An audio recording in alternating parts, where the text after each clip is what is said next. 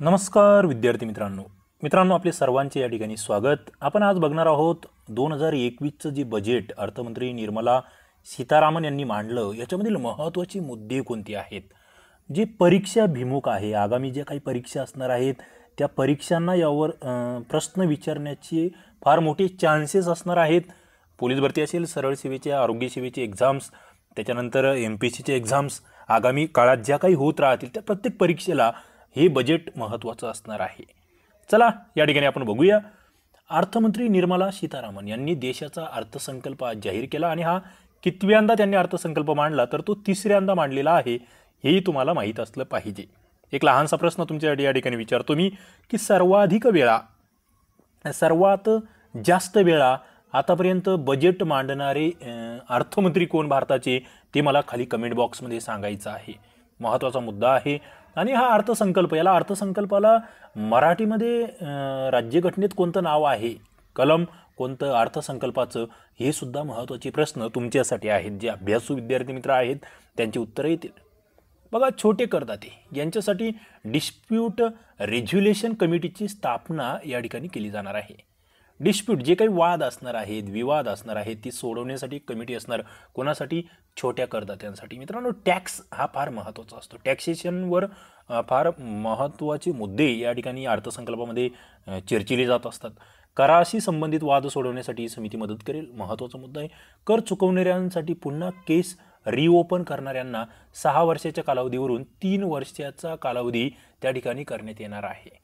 महत्त्वाचा मुद्दा आहे। जी कर चुकवेगिरी आपण म्हणतो तिच्या संदर्भातले हे बदल आम्हाला माहीत असले पाहिजे। आणि पुढे मी म्हणतो हा सगळ्यात महत्त्वाचा बदल, ज्याला आपण हायलाइटेड बदल म्हणतो, ITR म्हणजे इन्कम टॅक्स रिटर्न, याच्यामध्ये तो म्हणजे 75 वर्षापेक्षा अधिक वय असलेले जे नागरिक आहेत आणि पेन्शनर आहेत यांना इन्कम टॅक्स रिटर्न भरण्यामधून सूट देण्यात आलेली आहे।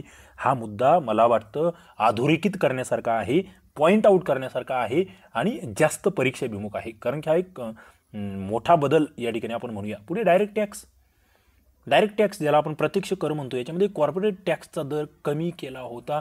2014च्या तुलनेमध्ये ITR भरणाऱ्यांची संख्या याच्यातून वाढली, हा मुद्दा आम्हाला माहीत असला पाहिजे।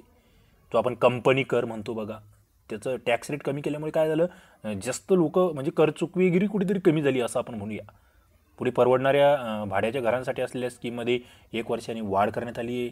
घरं बांधल्या गेली पाहिजेत, ती विकल्या गेली पाहिजेत, बांधकाम क्षेत्राला चालना भेटावी म्हणून हा एक महत्त्वाचा बदल या ठिकाणी आहे। परवडणारी घरे बांधणारे जे बिल्डर आहे त्यांच्यासाठी टॅक्समध्ये 1 वर्षासाठी सूट दिलेली आहे। मित्रांनो, आपण बघतोय कोरोनाच्या कालावधीमध्ये कुठेतरी बांधकाम क्षेत्रावर सुद्धा विपरीत परिणाम झाला। त्याच्यातून जी घराची खरेदी विक्री आहे तिच्यावर जे इफेक्ट झाले ते कमी व्हावेत म्हणून या 2 तरतुदी मला वाटतं फार महत्त्वाच्या आहे। पुढे परदेशी गुंतवणूकदारांना सुद्धा काही प्रमाणात TDSवर त्या ठिकाणी सूट आहे, टॅक्स डिडक्शन ॲट सोर्स असं आपण म्हणत असतो, ज्याला उद्गम कर असंही म्हटलं जातो, त्याच्यावर या ठिकाणी सूट आहे। परदेशी गुंतवणूकदार जे असतात, इन्व्हेस्टर असतात, त्यांच्यासाठी। पुढे व्यावसायिकांसाठी 5 कोटी उत्पन्न असणाऱ्यांनाच ऑडिट बंधनकारक करण्यात आलं आहे। हा फार मोठा बदल आहे मित्रांनो। मी GST विभागामध्ये आज कार्यरत आहे इन्स्पेक्टर म्हणून, तेव्हा आम्हाला माहीत आहे की जे व्यावसायिक आहे, उद्योजक आहे, बिझनेस करणारे व्यक्ती आहेत, 5 कोटीच्या वर उत्पन्न ज्यांचं आहे त्यांनाच ऑडिट बंधनकारक आहे, इतरांना बंधनकारक नाही आहे। हा व्यापारी वर्गांसाठी, व्यावसायिकांसाठी फार सकारात्मक बदल आहे। आणि थोडक्यात भारताचे जे उद्योग क्षेत्र आहे, सेवा क्षेत्र आहे, ज्याच्यातून देशाची प्रगती होत असते, त्या क्षेत्राला या ठिकाणी एक गती देण्यासाठी हा बदल मला वाटतं फार मोलाचा आणि महत्त्वाचा, दिलासादायक असा ठरणार आहे। पुढे कंपनीला PF कापल्यानंतर कर्मचाऱ्याच्या खात्यावर जमा करणं या ठिकाणी बंधनकारक केलं आहे। प्रोव्हिडंट फंड आपण ज्याला म्हणत असतो तो कंपनीला बंधनकारक असणार आहे। तुम्ही जर कर्मचाऱ्याच्या पगारातून तो कापता आहात तर तुम्हाला त्याच्या खात्यावर तो जमा करायचाच आहे। PF कापला जातो पण खात्यावर जमा होत नसेल तर त्याचा लाभ कंपनीला मिळणार नाही। फार महत्त्वाचा बदल, या संदर्भातले बरेच मुद्दे जे डिस्कस चालू होते। पुढे लोखंड आणि स्टील जे आहे हे स्वस्त होणार। बघा, आपण बघतोय लोखंडाचे भाव वाढत होते। पुढे सोनं आणि चांदी स्वस्त होणार। बघा, हा मुद्दा फार महत्त्वाचा। सोनं हा खूप सेन्सिटिव्ह घटक म्हणूया आपण भारतामधील। पुढे मोबाईल आणि चार्जर महागणार। हे केव्हा महागतं आणि केव्हा स्वस्त होतं याच्यामागचं सोपं लॉजिक आहे. जर याच्यावरील टॅक्स वाढला तर हे स्वस्त त्या ठिकाणी महागणार. मोबाईल असेल, चार्जर असेल, याच्यावरील टॅक्स वाढणार आहे, त्यामुळे ते महागणार. पुढे मोबाईल पार्टमध्ये 0 कस्टम ड्युटी असलेल्यांना 2% या ठिकाणी टॅक्स लागणार आहे, हेही तुम्हाला माहीत असलं पाहिजे. त्याच्यानंतर GST 80 न लागू होणाऱ्या कस्टम जे आहेत त्यांची कस्टम ड्युटी त्या ठिकाणी रद्द केली जाणार आहे. पुढे फायनान्शियल इयर 22 याच्यामध्ये CSX 12 लाख कोटी रुपयांचे कर्ज घेईल, हा एक मुद्दा आहे. वित्तीय वर्ष 22मध्ये वित्तीय तुटीचं उद्दिष्ट जे आहे ते 6.8% इतकं आपण ठेवलेलं आहे. आणि आर्थिक वर्ष 21 मधील वित्तीय तूट GDPच्या 9.5% असेल. हाही फार महत्त्वाचा बदल या ठिकाणी किंवा एक महत्त्वाची बाब तुम्हाला लक्षात घ्यावी लागेल. पुढे करारासंदर्भात असलेला वाद सोडवण्यावर या ठिकाणी आपण बघतोय भर असणार आहे. इन्कम टॅक्स स्लॅबमध्ये कोणताही बदल नाही आहे. मला वाटतं हा एक मुद्दा तुम्हाला हायलाईट करावा लागेल. इन्कम टॅक्सचे जे स्लॅब आहे मग ते 5 लाखापर्यंतचा जो इन्कम आहे त्याच्यावर आपण बघतोय सूट त्या ठिकाणी आहे. मग 5 ते 10 लाखापर्यंत आपल्याला माहीत आहे की डायरेक्ट 20% टॅक्स त्या ठिकाणी लागतो. हा जुने स्लॅब आहेत, त्याच्यात कोणताही बदल झालेला नाही आहे. तुम्हाला म्हणजे टॅक्स स्लॅब जे याच्या आधी तुम्ही अभ्यासलेले आहेत तेच तुम्हाला कंटिन्यू करायचे आहेत. आयकर इन्कम टॅक्समध्ये कोणताही बदल या ठिकाणी नाही आहे. ओके, इन्कम टॅक्स आयकर बदल नाही आहे. 20 वर्षापेक्षा जुनी वाहनं मात्र भंगारात काढणार. बघा, हा फार महत्त्वाचा मुद्दा आहे.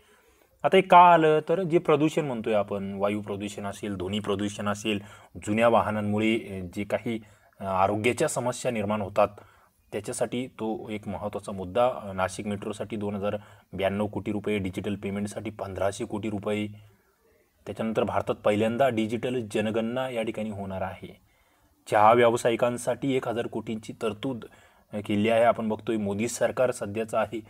चहाला सध्या जे महत्त्व प्राप्त झालेलं आहे, तुम्ही अमृततुल्यसारखं नाव ऐकलं की तुमच्या लक्षात येईल की चहा हा किती मोठा उद्योग होऊ शकतो किंवा बिझनेस होऊ शकतो ते आपण बघतोय. आणि त्या व्यावसायिकांना आणखी प्रोत्साहन देण्याचं कार्य या ठिकाणी सरकार करते. पुढे 15,000 शाळा आदर्श शाळा बनणार. ॲग्रिकल्चर इन्फ्रास्ट्रक्चर फंड या ठिकाणी बनवले जाईल. बघा, शेती क्षेत्राला सुद्धा शेतीमधील ज्या पायाभूत सुविधा आहेत त्या वाढाव्यात म्हणून फंडिंग करण्याचं या सरकारचं ध्येय किंवा उद्दिष्ट आपल्याला याच्यातून दिसतंय. ग्रामीण विकास 40,000 कोटी, शहरांसाठी जल जीवन मिशन या महत्त्वाची योजना आहे. आता या योजनांवर आपण बारकाईने चर्चा करूया. आणखी मासेमारीसाठी 5 बंदरं, फिशिंग हब या ठिकाणी बनवले जाणार आहेत. अर्बन क्लीन इंडिया 1.41 कोटी रुपये त्या मोहिमेसाठी बघा या नवीन योजना लॉन्च केलेल्या आहेत. म्हणजे तुम्हाला उद्या असाही प्रश्न विचारला येईल की 2021-22च्या अर्थसंकल्पामध्ये कोणती योजना लॉन्च केलेली आहे किंवा कोणत्या नवीन योजनांचा उल्लेख आहे. अर्बन क्लीन इंडिया महत्त्वाचा मुद्दा आहे. पुढे मायक्रो इरिगेशनसाठी 5,000 कोटी आपण बघतो आहोत. पंतप्रधान आत्मनिर्भर योजना 64,000 कोटी. डिजिटल ट्रान्झॅक्शन वाढवणं त्याच्यासाठी सुद्धा मोदी सरकारचं एक महत्त्वाचं पाऊल म्हणून आपण बघतोय. डिजिटल ट्रान्झॅक्शनसाठी 1500 कोटी रुपये.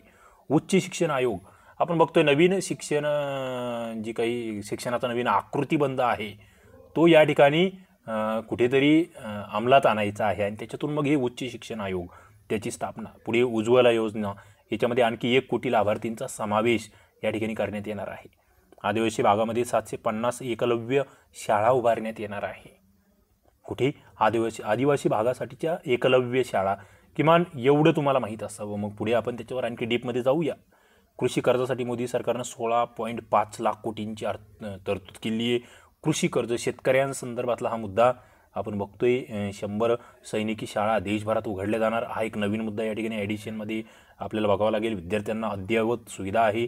मजुरांसाठीचं विशेष पोर्टल या ठिकाणी लॉन्च केलं जाणार आहे. मग याचं नाव काय असणार वगैरे या बाबी आता पुढे चर्चेले जातील आणि आम्हाला त्याचा अभ्यास करावा लागेल. शेतकरी आणि महिलांसाठी बजेटमध्ये महत्त्वाची तरतुदी आहे. शिक्षणासाठी मोठ्या घोषणा आहेत. कारण आपण बघतोय राष्ट्रीय शिक्षण धोरण जाहीर झालं आहे आणि इथे किमान आधारभूत किंमत, मित्रांनो हा फार महत्त्वाचा मुद्दा असतो. किमतीपेक्षा 1.5 अधिक भाव या पुढे भेटणार आहे. शेतकऱ्यांसाठी महत्त्वाची बाब. MSP ज्याला आपण मिनिमम प्राईस ज्याला म्हणत असतो आपण, त्याच्या 1.5 पटीने त्याच्यात वाढ करतायत. गहूचं पीक घेणाऱ्यांची संख्यासुद्धा या ठिकाणी वाढलेली आपण बघतोय. 16.5 लाख कोटी कृषी कर्ज वाटप या ठिकाणी केलं जाणार आहे. शेतकऱ्यांच्या योजनांसाठी 15,000 कोटी रुपयाची 75,000 कोटी रुपयांची तरतूद. महत्त्वाचे मुद्दे. 1.5 पट भाव, हा 1.5 पट मुद्दा लक्षात घ्या. किमान हमी भावापेक्षा. ओके, किमान हमी भावापेक्षा 1.5 पट भाव किंमत त्या ठिकाणी भेटणार. घोषणा आहे, प्रत्यक्षात उतरली तर फार उपयुक्त अशी घोषणा ठरणार आहे. शेती आणि त्याला पूरक व्यवसाय किंवा जोड व्यवसायासाठी योजना देण्याचं लक्ष्य आहे. क्रेडिट पॉलिसी जी आहे त्याच्यामध्ये 16% वाढ. LICचा IPO जो आहे तो सुद्धा बाजारात येणार आहे. एअर इंडिया विकली जाणार ही एक मोठी घोषणा. सरकारी बँका ज्या आहेत ज्या डबघाईला आलेल्या आहेत त्यांच्यासाठी 22,000 कोटी रुपयांची मदत त्याची तरतूद या ठिकाणी आहे. IDBI बँकेच्या खाजगीकरणाचा प्रस्ताव. IDBIचा लॉंग फॉर्म तुम्ही नक्कीच मला कमेंट बॉक्समध्ये सांगू शकतात. Okay, industrial development bank of India अशा पद्धतीचा तो लॉंग फॉर्म आहे. नाशिक नागपूर मेट्रोचा विस्तार या ठिकाणी त्या संदर्भातले मुद्दे आहेत. 11,000 किलोमीटर महामार्गाचं काम पूर्ण, तर मार्च 2022पर्यंत आणखी 8,500 किलोमीटर अंतराचे महामार्ग पूर्ण होणार आहेत. मित्रांनो, याच्या आधी कंबाईनला सुद्धा डायरेक्टली किती महामार्गाचं काम पूर्ण झालं आहे अशा पद्धतीचा एक प्रश्न विचारला गेला आहे. पुढे Nagpur metro phase 2, Nashik metro या संदर्भातली घोषणा. मेट्रो महत्त्वाचं आहे, नाशिकमध्ये येते आता. टायर 2 टायर 3 शहरामध्ये गॅस पाईपलाईनचा विस्तार आहे. त्याच्यामध्ये मग 4.39 लाख कोटी खर्च करण्याचं लक्ष. देशात सध्या 702 किमी अंतराचं मेट्रोचं जाळं आहे. तर 1,000 किमीपेक्षा अधिक ते जाळं तयार करायचं आहे. म्हणजे टार्गेट, उद्या तुम्हाला जर प्रश्न विचारला गेला की मेट्रो सेवा ही किती किमीपर्यंत वाढवण्याचं टार्गेट आहे, तर 1,000 किमी. महत्त्वाचा मुद्दा आहे. महत्त्वाचे पॉईंट हे तुम्हाला नोटिंग करावे लागतील. शहरी भागामध्ये बसची संख्या त्या ठिकाणी वाढवली जाईल मेट्रो सुविधेसोबत. त्याच्यानंतर पुढे जर बघितलं, इन्फ्रास्ट्रक्चर जे आहे ज्याला पायाभूत क्षेत्र म्हणतो आपण, त्याला चालना देण्यासाठी डेव्हलपमेंट फायनान्स कंपन्यांवर 20,000 कोटींची गुंतवणूक या ठिकाणी केली जाणार आहे. आणि 35,000 कोटी कोरोना लसीसाठीची तरतूद, कोटींची तरतूद या ठिकाणी आपण केली आहे. 35,000 कोटी रुपये कशासाठी? कोरोना लसीसाठी. आता क्लास 3चे जे सरळ सेवेचे पेपर होतील का, तशा ठिकाणी असे प्रश्न विचारले जाऊ शकतात. तुम्ही तयार राहिलं पाहिजे. तुम्हाला हे लेक्चर आवडलं असेल तर लाईक करा, आपल्या मित्रांना शेअर करा. ही PDF आपलं जे STIRCP ॲप्लिकेशन आहे ज्याची लिंक मी खाली देतो त्या ठिकाणी तुम्हाला भेटेल. तुम्हाला असेच लेक्चर पाहायचे असेल तर चॅनलला सबस्क्राईब करा, त्याच्यापुढील घंटीचं बटन दाबून ठेवा. ओके, चला आपण या ठिकाणी थांबूया. धन्यवाद.